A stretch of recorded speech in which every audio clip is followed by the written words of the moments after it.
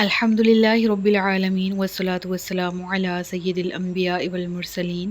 اما بعد فاعوذ باللہ من الشیطان الرجیم بسم اللہ الرحمن الرحیم یا رب لک الحمد کما ینبغی لجلال وجہک وعظیم سلطانک رب اشرح لی صدری ویسر لی امری واحلل عقدۃ من لسانی یفقہوا قولی رب زدنی علما۔ السلام علیکم ورحمۃ اللہ وبرکاتہ۔ پارہ نمبر 30 سورۃ العلق، اردو ترجمہ اور تفسیر۔ گزشتہ سبق میں پہلی 5 آیات پڑھ لیں، آج کے سبق میں آیت نمبر 6 سے آغاز کیا جا رہا ہے۔ پہلی 5 آیات میں رب العالمین نے علم کی اہمیت کا ذکر کیا، انسان کی تخلیق کا ذکر کیا، انسان کے پہلے لا علم ہونے اور اللہ کی عطا سے اس کو علم دیا جانے کا ذکر ہوا، اور پھر یہ کہ علم کی فضیلت کے اعتبار سے ہم نے تھوڑی سی ڈسکشن کر لی تھی۔ اب اللہ کی دین، اللہ کی نعمت انسانوں کو جو دی گئی اس کا ذکر تو ہوا، اس کے بعد انسان کا اپنے پروردگار سے معاملات کے اعتبار سے کیا رویہ ہے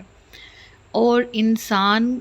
کو کیا کرنا چاہیے تھا در حقیقت ان نعمتوں کے شکرانے پہ، علم کے آ جانے کے بعد سجدہ شکر کرنے میں، علم کے آ جانے کے بعد اطاعت اور عاجزی والا رویہ اختیار کرنے میں، لیکن انسان نے اس کے اپوزٹلی کیا کیا؟ آیت نمبر 6 میں اس کا ذکر ہے۔ اب اگین میں کہوں گی، یہاں پر الانسان کا لفظ یوز ہوا اس سورہ کے بالکل ابتدا میں 1 سے 2 مرتبہ، لہٰذا اس کو ایز اے ہول دیکھنا ہے ہم نے، ٹھیک ہے، اپنے خول سے باہر آ کے دیکھنا ہے۔ جو اعلیٰ مرتبہ ہمیں عطا ہوا ہم نے اس کا کیا کیا۔ اس سے پچھلی سورۃ 3 کے ساتھ اس کو اگر ہم ریلیٹ کریں، اللہ فرماتا ہے میں نے انسان کو بہترین ساخت پر پیدا فرمایا، لیکن ثم رددناہ اسفل سافلین، اور یہ اسی کی جھلک آیت نمبر 6 میں ہے کہ اللہ کیا فرماتا ہے، کلا ان الانسان لیطغی، اور اس کی وجہ کیا ہے، ان رآہ استغنی، اس بنا پر کہ وہ اپنے آپ کو مستغنی دیکھتا ہے، اس بنا پر کہ وہ اپنے آپ کو غنی سمجھ بیٹھا ہے۔ یعنی مال، دولت، عزت، جاہ و جلال اور جو کچھ بھی انسان دنیا میں چاہتا ہے، اس کے لیے کوشش کرتا ہے، اگر اسے حاصل ہو گیا تو شکر گزار ہونے کے بجائے سرکشی پر اتر آتا ہے، حد بندگی سے تجاوز کرنے لگتا ہے، اور اس کی مثالیں بھری پڑی ہیں قرآن کریم میں، اس کی مثالیں ذکر ہیں، کبھی فرعون کا ذکر ملتا ہے، کبھی قارون کا ذکر ملتا ہے، کبھی حامان کا ذکر ملتا ہے، کبھی نمرود کا ذکر ملتا ہے۔ ان الی ربک الرجعی، یقیناً تجھے اپنے رب کی طرف لوٹ کر جانا ہے۔ گویا انسان کو راہ راست پر رکھنے کا جو مؤثر ترین علاج ہے وہ یہ ہے کہ اس کا عقیدہ آخرت پختہ ہو، یعنی اس کو معلوم ہو کہ آخرت کا دن ضرور قائم ہونے والا ہے۔ دنیا میں اگر میں نعمتوں کے ساتھ ہیر پھیر کر بھی رہا ہوں، دنیا میں اگر میں اگر کسی شخص کو بلیو ہو نا 110%، اگر میں اور آپ بھی ہیں نا، آخرت ہمیشہ ذہن میں ہے اور موت ہمیشہ ذہن میں ہے اور وہ نہیں نکلتی، تو کیسے ممکن ہے نا، پھر نہ عقل اجازت دے سکتی ہے، نہ دل اجازت دے سکتا ہے، ہم کہہ ہی نہیں سکتے ہم بہک کے بھٹک گئے، یہ ہو گیا وہ ہو گیا۔ جب ایک عقیدہ پختہ ہو کہ ہمارے عمل کا وبال ہمیں ہی چکھنا پڑنا ہے، یہ جو میں گناہ کر رہا ہوں، یہ جو میں زیادتی کر رہا ہوں، اس کو میں نے بھگتنا ہے کل کو، اور وہ دن جو کہ 50,000 سنہ اتنے طویل ہیں، میں کیسے کاٹوں گا؟ اب عقل کیا کہتی ہے؟ ہم پاگل تھوڑی ہیں، وہاں کا نقصان کیوں مول لیں، دنیا میں ویسے چلتے ہیں جیسے اللہ نے کہا ہے۔ تو بہرحال عقیدہ آخرت پر پختہ یقین اور قیامت کے دن کی پیشی کا جو خوف ہے نا انسان کے اندر، وہ اس کو خود احتسابی کی طرف لے جاتا ہے، اپنے اعمال کا محاسبہ کرنے کی طرف، اور جو شخص پھر اپنے اعمال پر نظر رکھتا ہے وہ برائی سے بچا رہتا ہے۔ اب اگلی آیت میں جو اس سورہ کا تیسرا حصہ شروع ہو رہا ہے، اس کو ہم دیکھ لیتے ہیں، اور تیسرے حصے میں جس پرسنالٹی کا ذکر ہے، اس حوالے سے خالصتاً نام تو ذکر نہیں ہے سورہ میں، جس طرح ہم نے شان نزول والا معاملہ بھی دیکھ لیا، یعنی جو انٹروڈکشن والا لیکچر تھا اس میں ہم نے سورہ کا شان نزول پڑھا، تو مراد یہ ہے کہ اس کے مطابق ابو جہل ہے، لیکن ولید بن مغیرہ کے کردار کی جھلک بھی نظر آتی ہے ان آیات کے اندر۔ بہرحال یہاں پر جو کثیر علماء ہیں ان کے نزدیک مراد ابو جہل ہی ہے، اور اس کا ذکر ہے یہ آیت نمبر 9 سے، ارأیت الذی ینہی عبدا اذا صلی، کیا تم نے دیکھا اس شخص کو جو روکتا ہے ہمارے ایک بندے کو جب وہ نماز پڑھتا ہے۔ اب شان نزول ہم نے پڑھ رکھا ہے کہ ابو جہل نے کوشش کی تھی رسول اللہ صلی اللہ علیہ وآلہ وسلم کو نماز سے روکنے کی، اور اللہ کے نبی صلی اللہ علیہ وآلہ وسلم خانہ کعبہ میں نماز پڑھ رہے تھے۔ ابو جہل نے آپ کو دیکھا تو اونٹ کی اوجڑی منگوا کر عین سجدے کی حالت میں آپ کی پشت مبارک پر رکھوا دی۔ اب حدیث میں ملتا ہے کہ حضرت فاطمہ بھی بچی تھیں رضی اللہ تعالیٰ عنہ، آپ کو پتہ لگا اور آپ اپنے گھر سے بھاگتی ہوئی آئیں، اللہ کے نبی صلی اللہ علیہ وآلہ وسلم پر سے اونٹ کی اوجری ہٹاتی گئی تو حضرت فاطمہ رضی اللہ تعالیٰ عنہ نے اپنے والد سے وہ اوجری ہٹائی چھوٹے چھوٹے ہاتھوں کے ساتھ۔ یعنی اس طرح کے بہت سے واقعات ہیں جن میں یہ چیز ثابت ہوتی ہے کہ ابو جہل رسول اللہ صلی اللہ علیہ وآلہ وسلم کو بہت تکالیف دیتا تھا، بہت ایذائیں دیتا تھا۔ سفر طائف کے موقع پر بھی ہمیں یہ بات ملتی ہے کہ یہ مکی دور کے آخری ایام تھے اور آپ سفر طائف سے واپس آتے ہیں تو اب کی بار ابو جہل پھر کہتا ہے کہ لات اور عزا کی قسم، میں ان کی قسم کھاتا ہوں کہ اگر میں نے محمد صلی اللہ علیہ وآلہ وسلم کو اب نماز پڑھتے دیکھ لیا تو اب تو میں گردن ان کی علیہ باللہ رون ڈالوں گا، اور اس نیت کے ساتھ وہ اللہ کے نبی کو نقصان پہنچانے کے لیے آگے بڑھتا ہے۔ لیکن جب آگے بڑھتا ہے تو اپنے اور ان کے درمیان ایک آگ بھڑکتی ہوئی دیکھتا ہے اور ایک آگ کی خندق دیکھتا ہے۔ اب وہ فوراً بھاگ کے پیچھے ہٹ جاتا ہے۔ اب کفار پوچھتے ہیں ابو جہل تم تو گئے تھے آگے نقصان پہنچانے اور تم تو بڑے جذبے کے ساتھ گئے تھے، اب تمہیں کیا ہوا ہے؟ اور وہ فوراً بھاگ کے پیچھے ہٹتا ہے اور کہتا ہے کہ اگر میں ایک قدم بھی آگے بڑھ جاتا تو پھر میرا کچھ نہیں بچنا تھا۔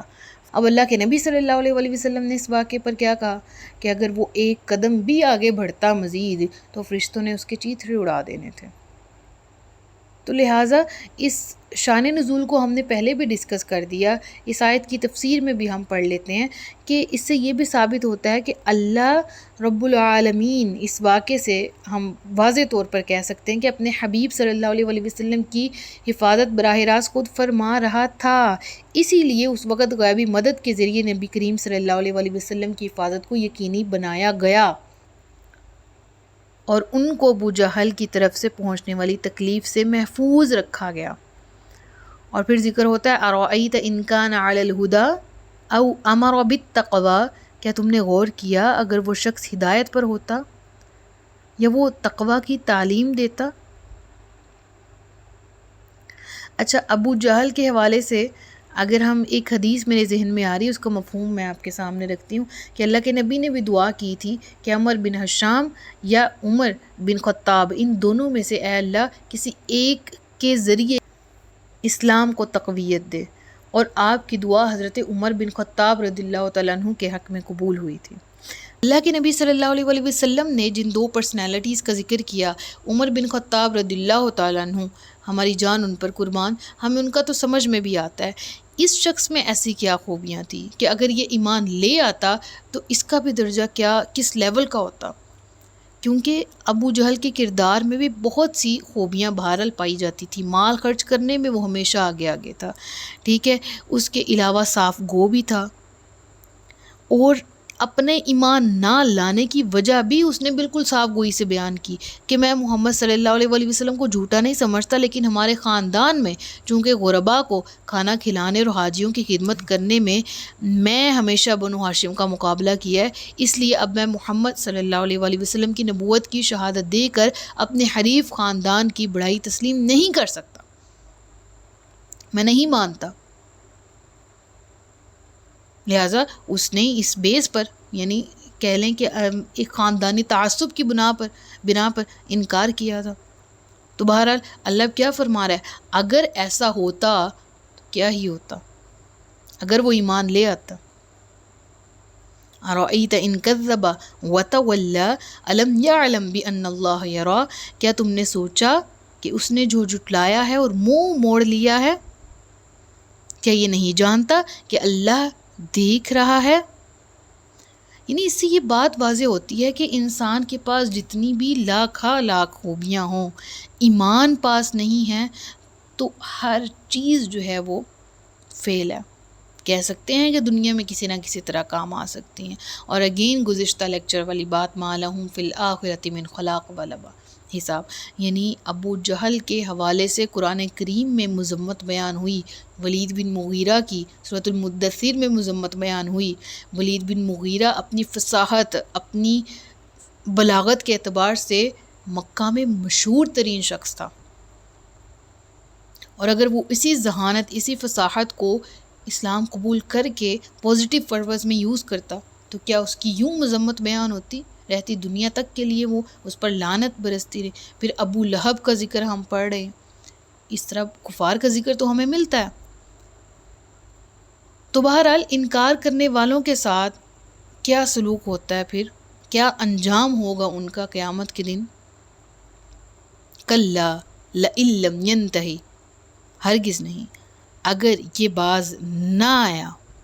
لنسفعا بالناصیہ، تو ہم گھسیٹیں گے اس کی پیشانی کے بال پکڑ کر، ناصیۃ کاذبۃ خاطئہ،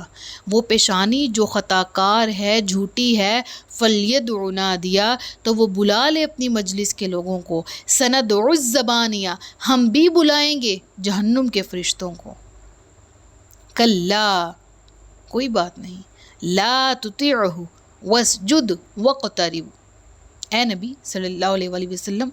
آپ اس کی بات نہ مانیے، آپ سجدہ کیجئے اور اللہ کے اور قریب ہو جائیے۔ یہ آیت میرے دل کے بہت قریب ہے، واسجد واقترب، سجدہ کرو اور اللہ کے قریب آ جاؤ، مزید قریب آ جاؤ، جیسا تعلق ہے اس میں مزید کشادگی لے آؤ، جیسا تعلق ہے اس میں مزید مٹھاس لے آؤ، یعنی اس قربت کی تو کوئی اینڈ حد نہیں نا ہے کہ بس اتنا قریب، اس سے زیادہ نہیں۔ اللہ کے نبی صلی اللہ علیہ وآلہ وسلم جتنا رب العالمین کے قریب ہے اتنا تو ہم نہیں ہو سکتے، لیکن ہماری قربت کے درجات تو الگ الگ ہیں نا، اور ہم ان درجات کو اپنے اعتبار سے پار بھی تو کر سکتے ہیں نا، کوشش تو کر سکتے ہیں نا آگے بڑھنے کی۔ سابقو الی مغفرۃ من ربکم، اس فہرست میں ہمارا بھی کہیں شمار ہو جائے۔ تو لہٰذا اگر بیک گراؤنڈ کو دیکھیں تو بظاہر آپ صلی اللہ علیہ وآلہ وسلم کو حکم ہو رہا ہے کہ اس جھوٹے غلط کار شخص کی ایک نہ سنیے، اگر یہ آپ کو نماز پڑھنے سے منع کرتا ہے تو اس کی پرواہ نہ کیجیے اور اپنے پروردگار کی جناب میں سجدہ کرتے رہیے اور کثرت سجود سے اس کا قرب حاصل کرتے رہیے۔ اور تو اس سے ہمیں بھی یہ سبق ملتا ہے کہ ہم نے بھی آج کے دور کے ہر فرعون کو مات دینی ہے، ہم نے بھی اپنے اندر کے جو نفس ہے اس کو شکست دینی ہے، وہ نفس جو برائی کا حکم دیتا ہے، نفس امارہ۔ اور آج ہمارا مقابلہ بیسیکلی ہم سے ہی ہے، میرا مقابلہ میرے سے ہے، میں خود اپنے اندر کی ایول کو شکست دوں گی تو میں باہر کی دنیا کے ایولز کے سامنے کھڑا ہو سکتی ہوں۔ لہٰذا اس کے لیے کیا ضروری ہے؟ اللہ سے ریلیشن کو اسٹرونگ رکھنا، اسٹرونگ کرنا۔ لہٰذا ایمان کے جس بھی لیول پر میں اور آپ موجود ہیں اس کو مزید پالش کرتے رہنے کی کوشش کرتے رہیں اور اس کو مزید تقویت پہنچائیں، اور اس کا طریقہ کیا ہے؟ سجدہ، وہ سجدہ جو دنیاوی غلاظت سے پاک ہو، وہ سجدہ جو دنیاوی دکھاوے سے پاک ہو، وہ جو دل سے محبت سے کیا جائے۔ اور وہ کہتے ہیں نا کہ وہ ایک سجدہ جسے تو گراں سمجھتا ہے، ہزار سجدوں سے دیتا ہے آدمی کو نجات۔ بارک اللہ لی ولکم فی القرآن الکریم ونفعنی وإیاکم بالقرآن والذکر الحکیم، آمین بجاہ نبی الامین۔ یہاں ہماری سورہ مکمل ہوتی ہے۔ صدق اللہ العلی العظیم و صدق رسولہ النبی الکریم۔ سچ فرمایا اللہ نے جو عظمت والا ہے۔ اپنا بہت سا خیال رکھیے گا، مجھے دعا میں یاد رکھیے گا۔ السلام علیکم ورحمۃ اللہ وبرکاتہ۔